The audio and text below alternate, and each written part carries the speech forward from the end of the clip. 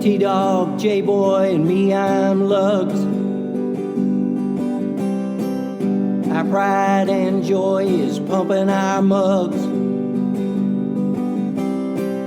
Be careful, kids, it could get rough. We're flipping our lids on sports and other stuff.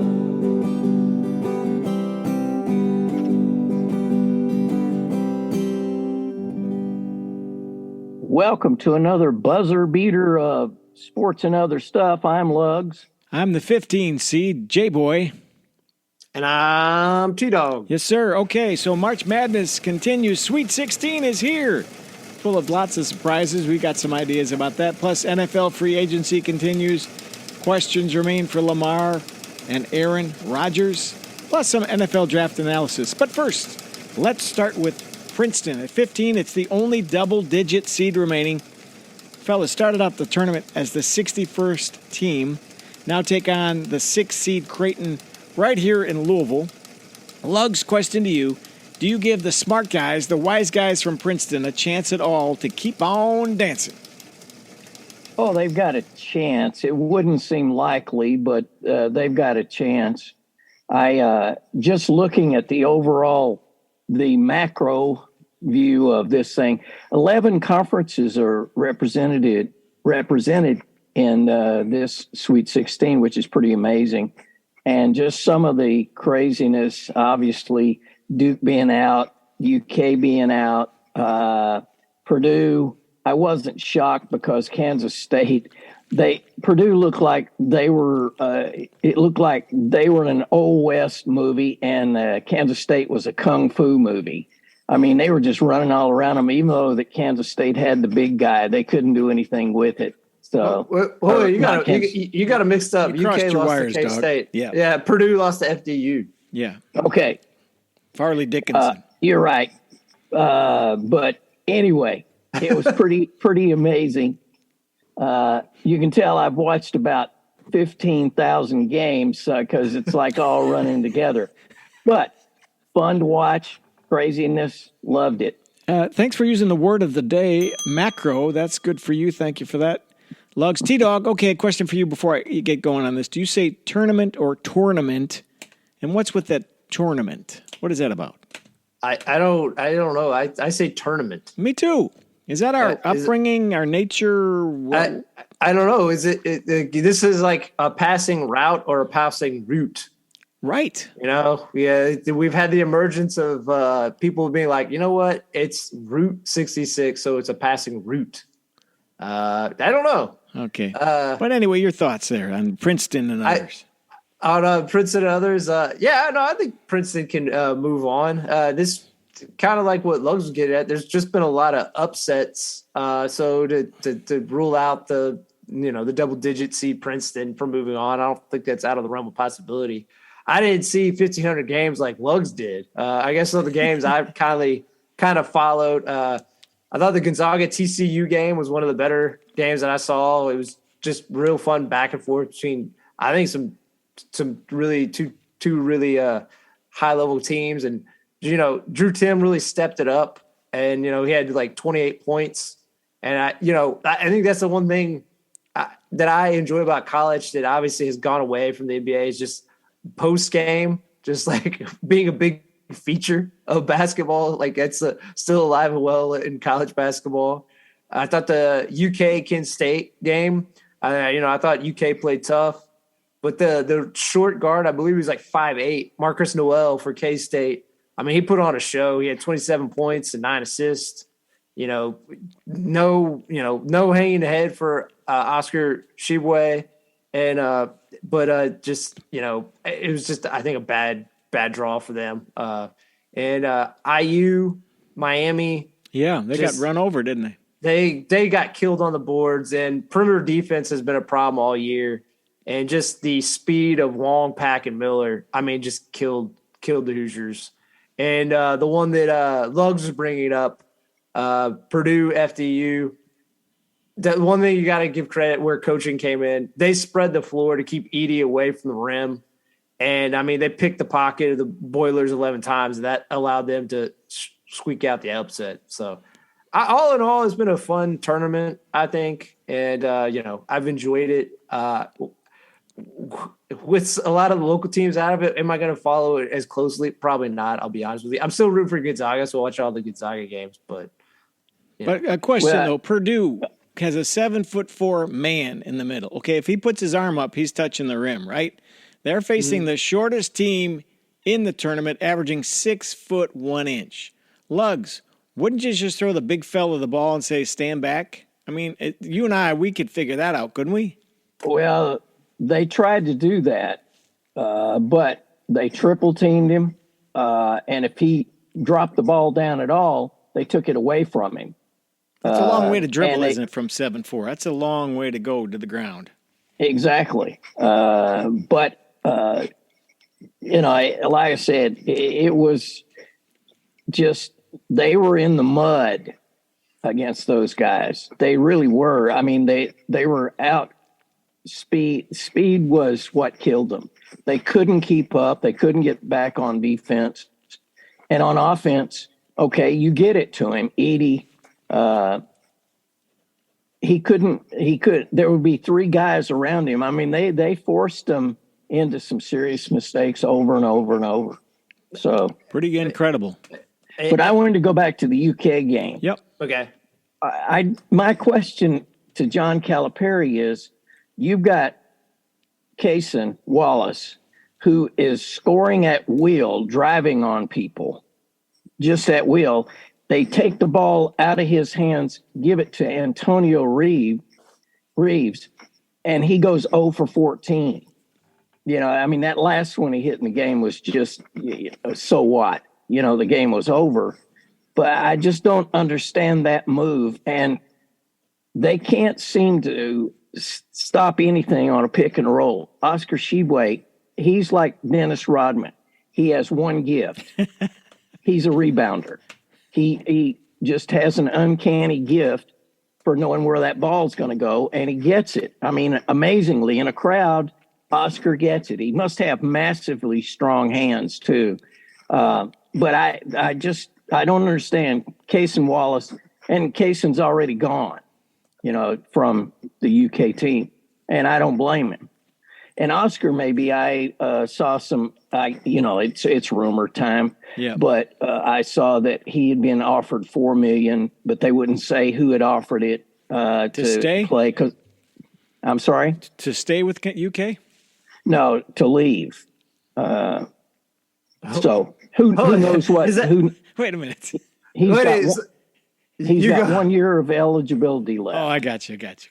So wait a minute. I didn't know NIL money could be used to tell people, I'll give you $4 million to enter the NBA. No, to stay in college. Oh, okay. I was play going to say elsewhere? that was a unique way to use NIL money. It's like, here's money, leave. Yeah, I like that actually. That's kind of a new angle for us. No, Yeah, they like should offer that to Calipari, except his buyout is $50 million, but that's another story. So your one seeds left are Houston and Bama. Do you like either of those? T-Dog, you kind of said you like Gonzaga. How about you, Lugs? What do you like? I like Bama. As long as they don't arrest some of the players on the court for, assaulting somebody or some craziness, they're a scoring machine. They're not much on defense. They play just enough, but I like Bama a lot. Houston, I don't think I just don't have a whole lot of faith in them. But of the teams left, I'd say I'd have to believe in Michigan State more than anybody just because of Izzo. Yeah. Izzo coached a heck of a game, a couple of games actually. So I would tend to lean toward the Sparties as being they'll at least make the Final Four and maybe the final game. Oh, how about you, wow. T-Dog? You sticking with the Zags and just saying they're bringing it home? I'm going to stick with them, even though I don't know how deep they are. Like, luckily, they got a lot of experience, but it's going to be a tough one. I mean, I'm not opposed to Houston hopefully making a run. I mean, I know Calvin Sampson was at IU and he got hit with the calling the kids too much. Wasn't that violation, what was that, texting or calling? What was that? Scheme? I think it was texting, but that's not even a rule violation anymore. Right. What is a rule violation anymore? It's very specific. There still are, but you are right. We're at a essentially Wild West era with the NIL, so that's why I don't have any problem with them making a run. And even Michigan State, I have a problem with. I'm not one of those people that roots on conferences for whatever my team is. I don't completely get that mindset. Like, who cares? Well, if you were rooting for the Big Ten, you'd be losing that one anyway. Wow. It's true. Wow, like a tenth. Yeah. Those guys are on. So, J-Boy, are you rooting for UCLA? I'm going UCLA. They're, if you were to reseed it all, they'd be number 3. And I'm saying quietly out of the Southern California region, all zoot suited up and wearing Hawaiian shorts. I'm saying the fellas, the Bruins of Bill Walton, are coming home. That's my take. I don't know about that. They have a couple of seriously injured players, but hey, anything's possible. I just don't know. Speaking about NIL money and crooks, coaching moves already, and the tourney's not even over. Rick Pitino goes to St. John's. Providence College coach Ed Cooley goes to Georgetown, a move within the Big East Conference. And then Farley Dickinson's Tobin Anderson, who kind of became the poster child of the tournament so far. Not even a week after they lose, Tobin takes the job vacated by Pitino at Iona. Fellas, this is a lot. It's happening so fast. You like any of that? Pitino being back, I'm not surprised. I mean, he is probably the best X's and O's coach that I've ever seen. He manages to get amazing effort out of all of his players. If he had been the coach at UK this year, they'd have won the championship with that team. I have no doubt. And whatever his past is, it's past. I'm not going to lambaste St. John's. They're trying to be relevant. I mean, hell, even in their glory days with Carnesecca, they were never really, a team to threaten anybody. No. So they will. If you're asking me, who will make the NCAA tournament be first, St. John's or U of L? I'm going to have to go with St. John's. T-Dog, do you like those moves? Do you like Pitino? Should we let bygones be bygones, or is there still some baggage there you're concerned about?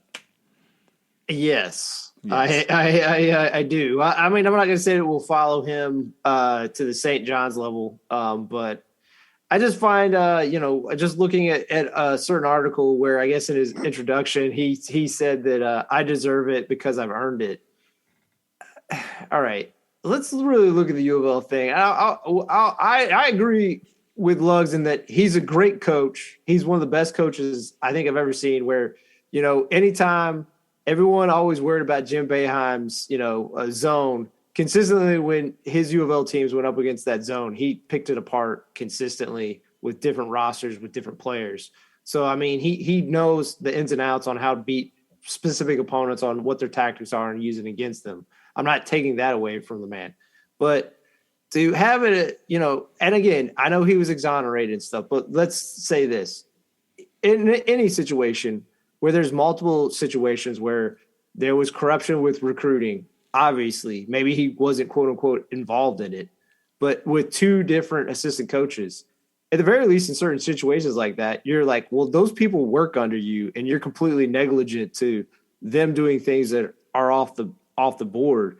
Like, they fall under your command. So those are legitimate reasons to possibly get fired. So to act like he was set up by any situation, even if he had nothing to be involved, which I'm not going to completely go into, but you know what I'm saying? I think his firing was completely legitimate by U of L. And obviously, I agree even with Luggs that I think St. John's will make it because unless they get some players coming in real soon, I mean, I don't know how long Kenny Payne has it. I think he has to at least go 500 next year after how woeful they were this year.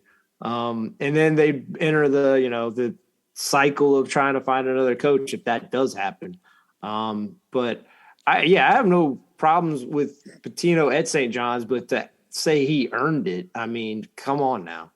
I mean, Well, and you with Patino at every stop, there has been a cloud of some sort at every stop. So the St. John's people know going in, he will get us wins, but there will come a time when consequences.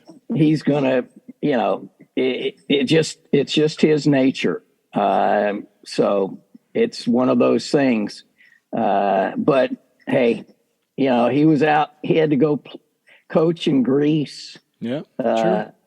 And he did well in Greece of all places. Like at Iona, when he took the job, he said, "This is the final stop in my coaching career." Not a soul in the place believed that.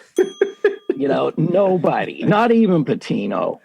It was wink, wink, nod, nod, say no more kind of stuff. But he will help them win. He will get them some press. He already has.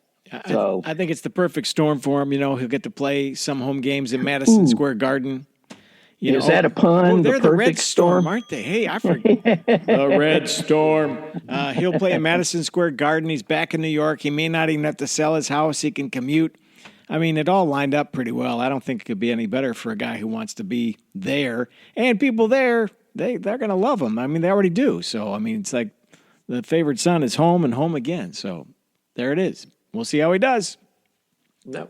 Anything else on the tournament if you want to talk about it or move on?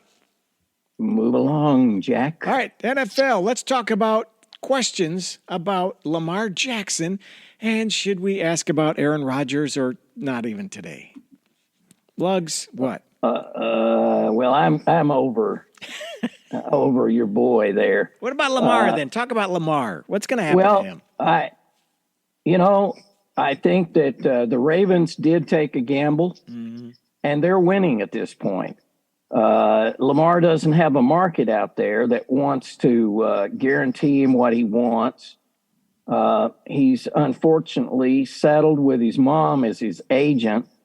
So I think he will be back at the Ravens, and he won't like it. It'll be obvious because I don't know who at this point who would sign him. I just don't see it. So I think Lamar, like I say, he'll be in a Raven uniform. He won't like it, but that's just the way it is. But T-Dog, nobody has draft picks for them to get Lamar, right? To trade for Lamar. I mean, nobody has any capital out there that certainly meets that caliber, do they? Well, there is one team, and it's been kind of hinted at that possibly they might go after him, but I don't know. It's the only team that has been hinted at, because if you look at a lot of their moves, it looks like they're just cutting a salary to free up space. And particularly with the trade that the Bears made with the Panthers, it put them, if you're going to say there was a loser on that transaction, because we both said, obviously we might be ruled wrong, but at least as the time of the transaction between the Panthers and Bears, it felt like a win-win for both those teams. The only real loser in that, it felt like, was the Colts. So if you look at what the Colts done, they've got rid of Stephon Gilmore, and they've let a lot of guys walk, Yannick Ngakoue and whatnot. They're freeing up space. Now, they might not get the quarterback they want in this draft, so you might as well take a shot on a guy who's a proven player in Lamar. And their head coach, Shane Steichen, he had Jalen Hurts. Now, obviously, they don't play the same, but they both have the running ability. So, like, to add that in the offense isn't a stretch for Steichen. Do I think they do it? I don't know. I mean, if they really like Levis or Richardson, because those feel like those are the guys that are going to be available that are considered the top four, maybe they go that route. Because the thing that really hurts Lamar right now is there's not a lot of open spots. And also for those teams at the top that don't have a quarterback, even though Patrick Mahomes won a championship last year, and I think he took up, 18% of their cap. It just, in this day and age, that a lot of teams are trying to take advantage of quarterbacks on rookie contracts, right, to really get them far in the playoffs. And obviously Lamar's going to be a big hit. And maybe the Colts want to, with the new coach, just want to try to rebuild, or shift off of what was the Andrew Luck program. And obviously it's been 4 years since then, and like readjust to whoever this new quarterback is. And they'll be able to build around that quarterback with more talent because his contract will be a lot cheaper than Lamar's. So I think kind of like what Lugg said, I think I don't see where he goes. So I think he's going to be back with Baltimore, but will he play? That part I don't know. Yeah, good question. What about some lip flappers on the national scene are saying, look out for the New England Patriots in Lamar. Any shot? Anybody? I can't imagine the hoodie going for Lamar. I just can't. And money-wise, I can't imagine that they will come up with the guarantee money. I think it mainly comes down to just the money. I don't think Bill Belichick is opposed to it, particularly because if you look at one of his big Achilles heels these last few years is quarterbacks that have had mobility. So at the very least, maybe he could learn, if he had a mobile quarterback, he could learn how to stifle mobile quarterbacks. But like that's been his big bugaboo. I think he's come out and said he's a fan of Lamar, so I don't think that's it. And obviously he was kind of toasted, but they did have Cam Newton. So again, a quarterbacks with mobility, he's not opposed to. But I think it's more just I don't think they have the cap room. No. So and to go back to the Colts, yeah, I have from the beginning said that Levis is the guy that Irsay would like. He's that prototypical Andrew Luck kind of a guy. Now, he's not as smart, or he doesn't appear to be as smart as Luck was, but he has the physical gifts. By the way, where is Andrew Luck? You never heard from him after he said goodbye. He sits down at the library there in downtown Indy in the kids section and has like reading hour at 2:30 every afternoon Central Time. Oh, okay. Yeah, well, I'll try to drop by. James and the Giant Peach, Horton Hears a Who, some Dr. Seuss stuff. Green eggs and ham. Green eggs and Luck. Yeah, right, exactly. Green eggs and Luck. Yeah. Okay, so let's talk about the draft. T-Dog, you want to talk about the Detroit Lions who have the sixth pick. A sixth pick. Not a six-pack, but the sixth pick. Go. Oh yeah, well they have the sixth overall pick, and we're counting down. So again, same questions. But speaking of drafting a quarterback, Jared Goff has played well for him, but he has only 2 years left on his contract. His contract ends after the 2024 season. Should they draft a quarterback? Lugs, what say you? You say yes? Yes. I say no. I like him. I think the way that last game against the Packers, their mini Super Bowl, I thought he was phenomenal. Okay. So who do you think will be available? Do you think Richardson, Levis, or do they go another route?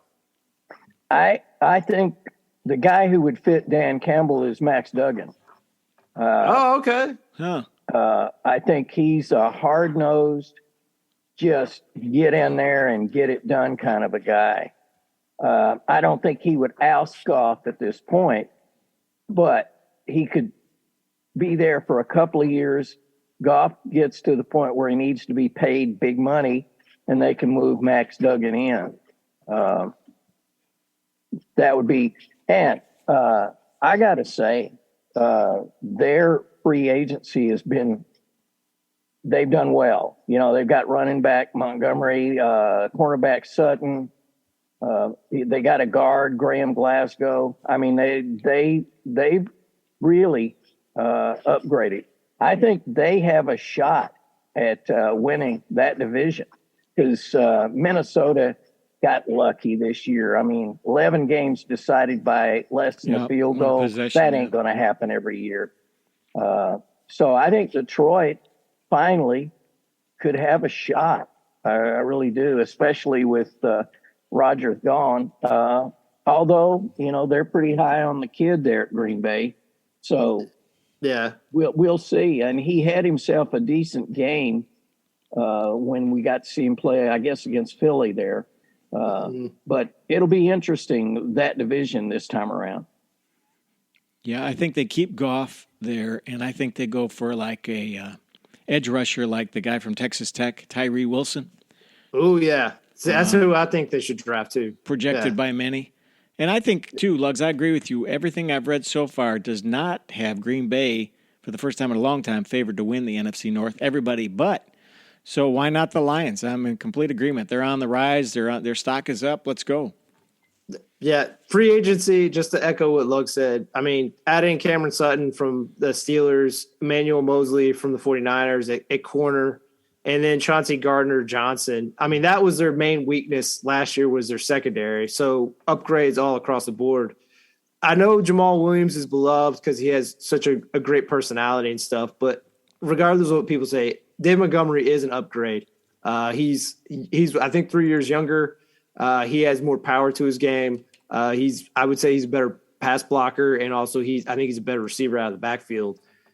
And I just look at, not that they need it, because they trade away their starting tight end to Minnesota.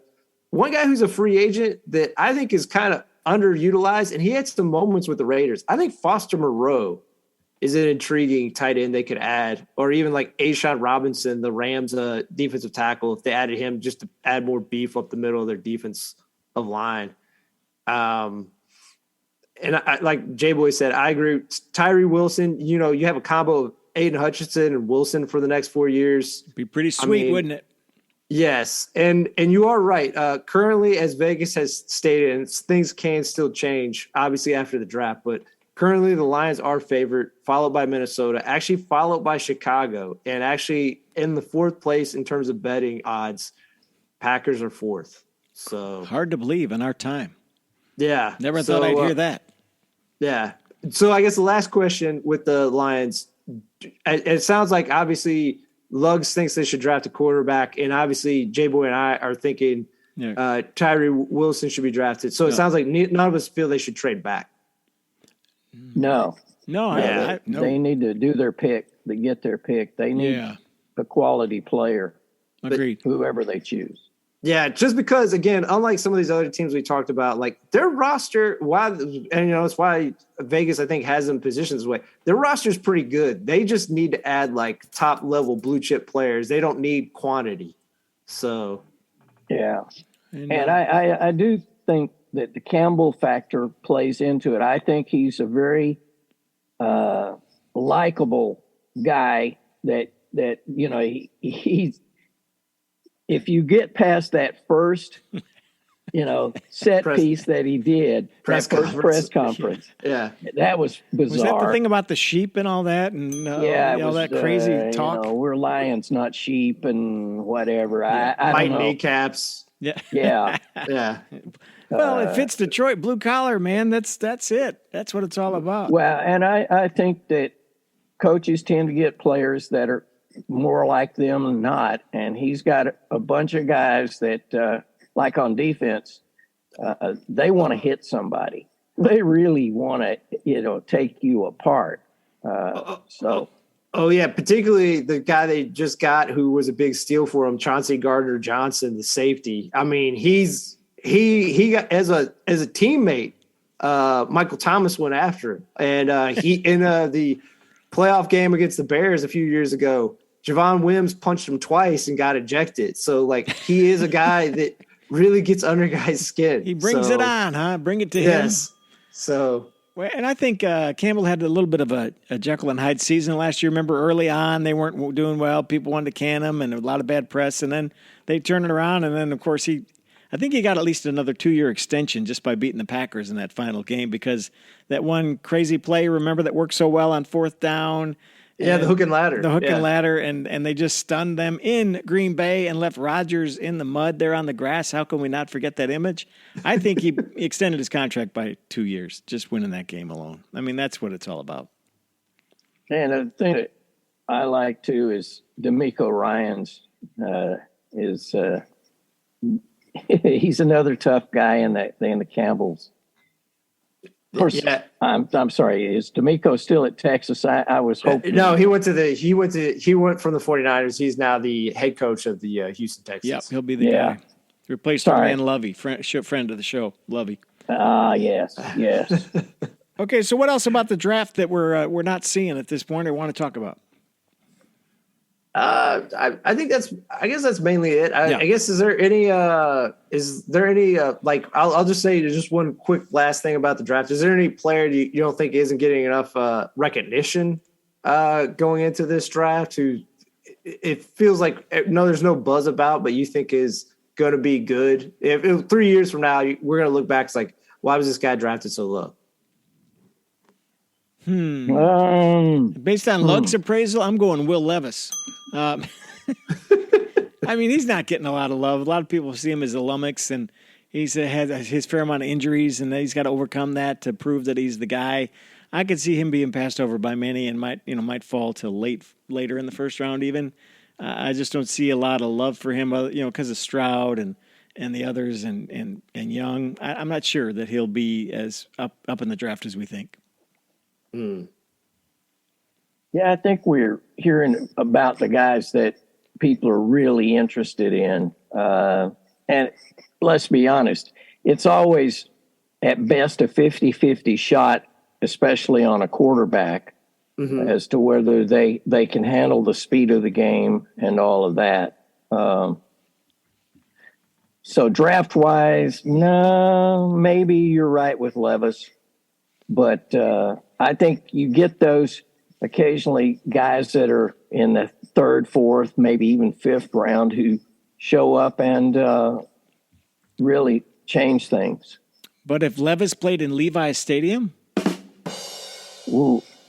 See, I think that's an opportunity for Levi's, don't you?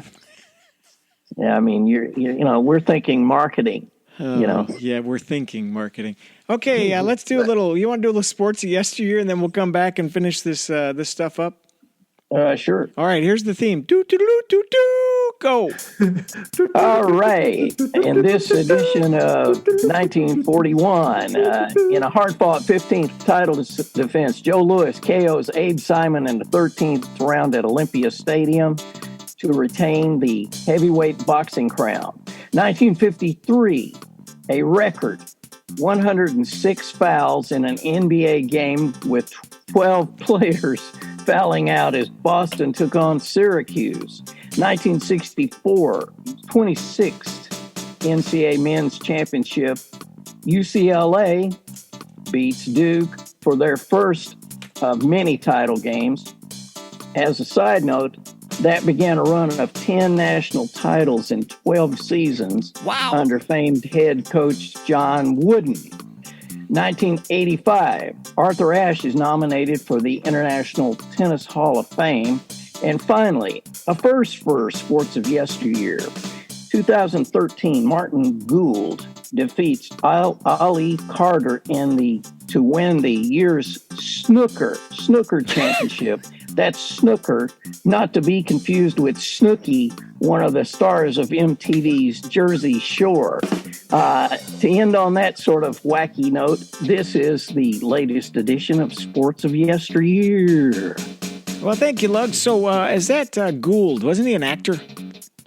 Elliot? Yeah, or did he win the tournament? He was in Howard Schnellenberger's only movie, if you'll recall. Wait a minute. Howard was in a movie? Did I miss this? Yeah, Howard, he has like a 3-frame shot as the coach in the MASH movie. If you slow it down for 3, because one of the PR guys said that Howard was in a movie when I shot an interview once. And I was like, where? And so I went through that whole MASH movie, and I found 3 frames where you see him blowing a whistle. Get out of here. In the movie MASH. Yeah. Like 1970. Which was Elliot Gould and Donald Sutherland. Yeah. So, wow. There you are. Okay, and another thing. 106 fouls in a regulation game? 106. Oh, yeah. I mean, that was hack-a-sack gone crazy, I'd do the math on that. That's like, was there any game played, or was it all under, the whistle? Free throws, I would imagine. Right. Wow. Okay, anything else tonight, fellas? T-Dog, what else you got? Anything? Yeah, I guess a few just with the first week of free agency wrapping up. Yep. Is there any team, again, we're not saying they're going to win the championship, but at least from what they've done in free agency, you liked? You kind of like look at what they're doing and kind of like what Lug said, macro, using the word of the day. Macro. That's two. When you today. look at That's two. when you look at you kind of have an idea what they're doing. You're like, I see what they're doing and I like it.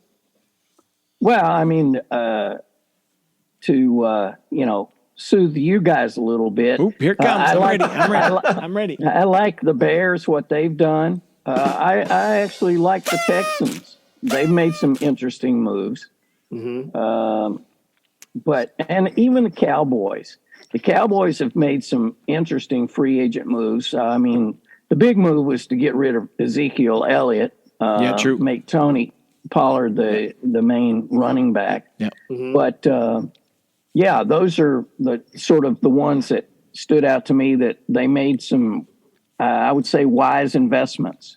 I'm going to go with you on the Texans and D'Amico Ryans and be a surprise in that division this year.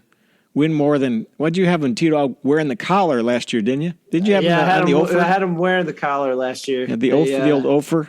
And they got a tie out of the first game, so they proved me wrong in week 1. So I think they'll win. On that. They could win 8 games, maybe.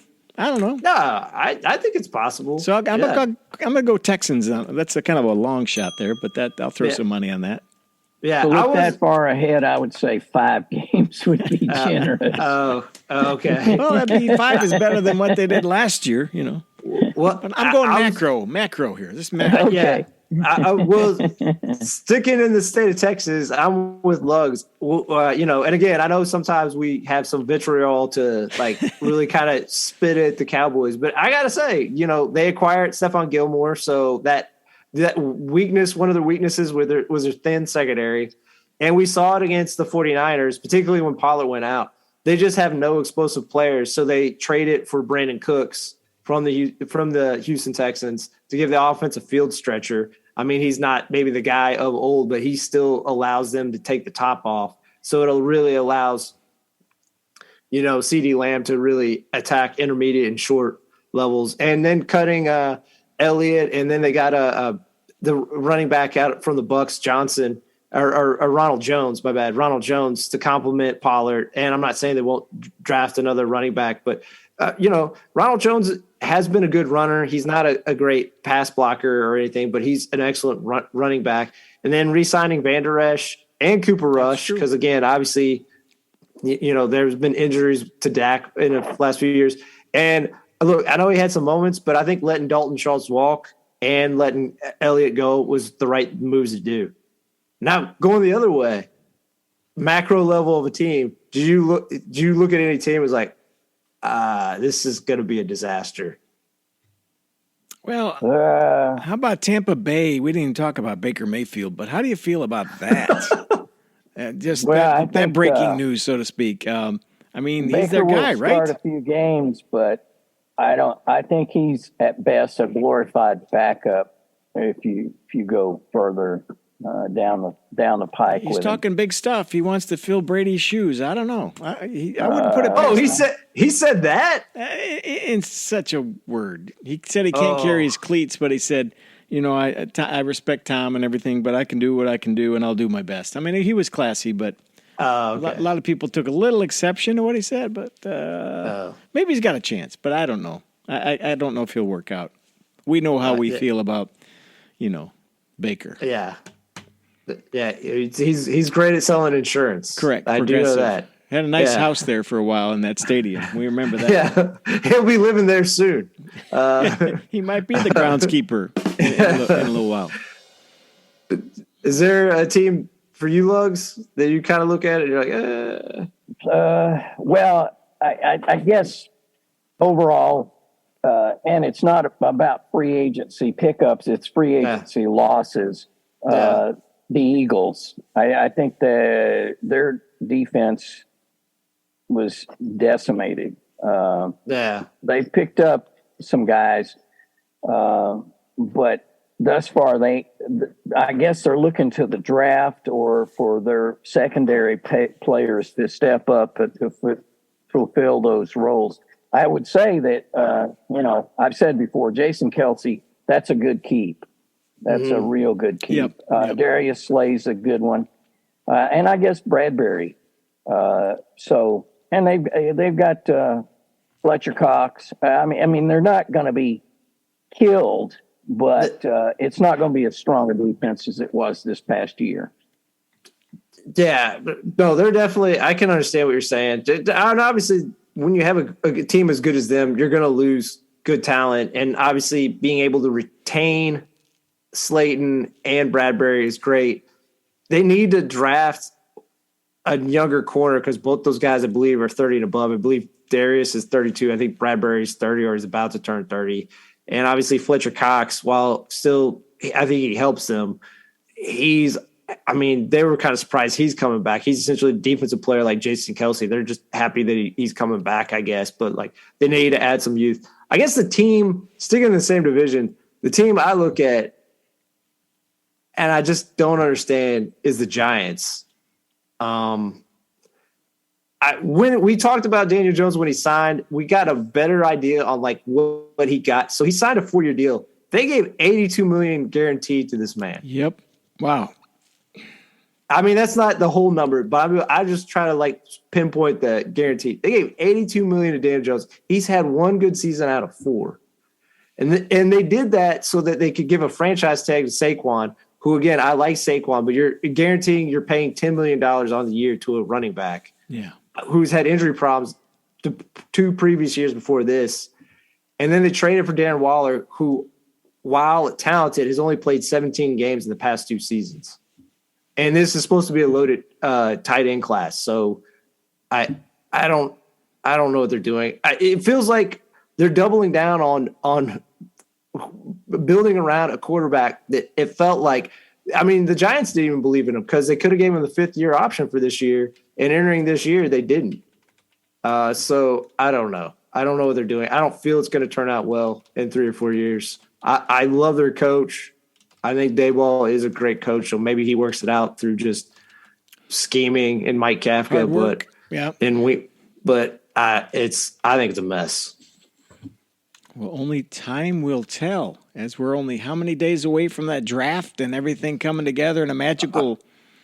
I believe 5 weeks, a little less than 5 weeks. So April 27th, synchronize your watches for Kansas City, Missouri.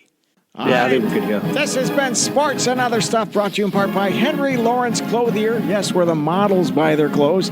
There are many locations throughout the metro, including 63rd and Cottage Grove. Stop in and ask for our guy. He's there tonight. His name is Fish. And this week, to mark the birth of one of NFL's top all-time running backs, and because Fish can't let go of professional football like us here. That's right. The Minnesota Vikings will host Adrian Peterson tailgate and trivia party.